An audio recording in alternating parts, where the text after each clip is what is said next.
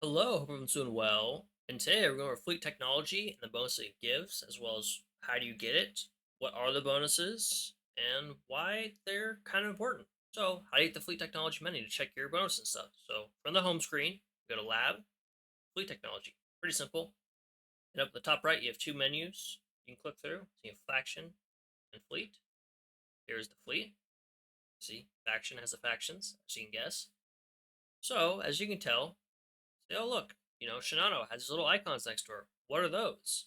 That's showing that Shinano is giving plus 2 HP to light carriers and carriers, as well as aviation to light carriers and carriers. So when you obtain a ship, they will give various stats.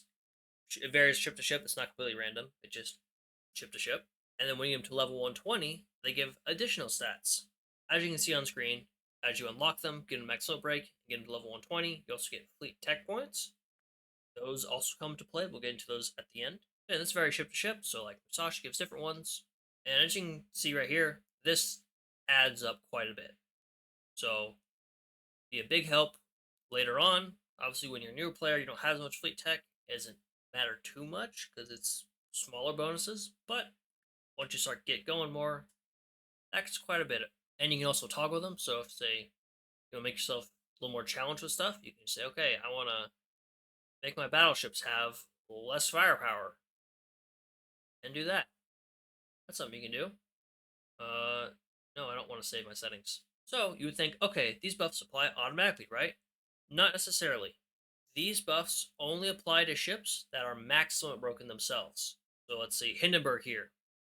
She's not Dev 30. She does not get those buffs from the fleet tech. Now that's a slight hindrance the PR ships have, is that they don't get the fleet tech buffs until they're Dev 30.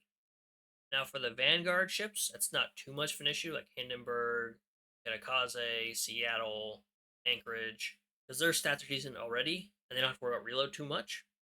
Obviously, it helps, but like Champagne, Hakuryu, FDG, they struggle a lot more with not having these fleet tech bonuses because they don't get that reload stat. And so when they're with their contemporaries that are not PR ships, like Haku Shinano, their reload is extremely low. Be aware that your ships need to be Dev 30 to get these bonuses, and then max break for everyone else. So as for the faction tab, as you get as you get the tech points, your points will go up, and you can level up. So see Eagle Union level 9, 777, pretty cool. And you get various buffs.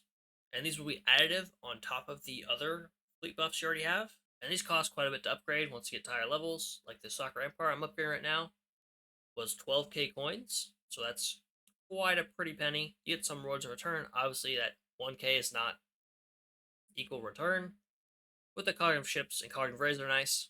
As for getting these points, dupes do not count towards getting additional ones, so you can't double up with, let's say you get a bunch of Zuikakus from farming one of the archive stages. These only count for the highest level and most developed copy. Let's say I had a Zuigaku that was fully maxed out. That way, she would get all her buffs, and I had a second one, and I maxed that one out. I still only get points contributing from one Zuikaku, not two. So be aware of that. Some ships do not count towards this at all. It's like the Bolins, the collab ships, the child version, so Little Enterprise, Little Amagi, Little Taiho, Little Bell, Little Cleveland, Little Helena. All those, they do not count. As well as the Muse variants of ships, like Kagi Muse, Taiho Muse, Rune Muse, Cleveland Muse, so on and so forth. They also do not contribute towards this. They benefit from the stats being there, so they get the points when they're max unbroken, but they don't contribute towards increasing that point amount. Hope that was clear. If you want to get these leveled up, they can help you out quite a bit. Obviously, it's not huge, but it adds up quite a bit. It can give you a little bit of edge in PvP over someone who's a little weaker in terms of fleet tech. It gives you a little more damage for bosses, help you one-shot bosses easier. So yeah, hope you found this useful. Hope you enjoyed. Thank you for watching, and I'll see you next time. Bye-bye.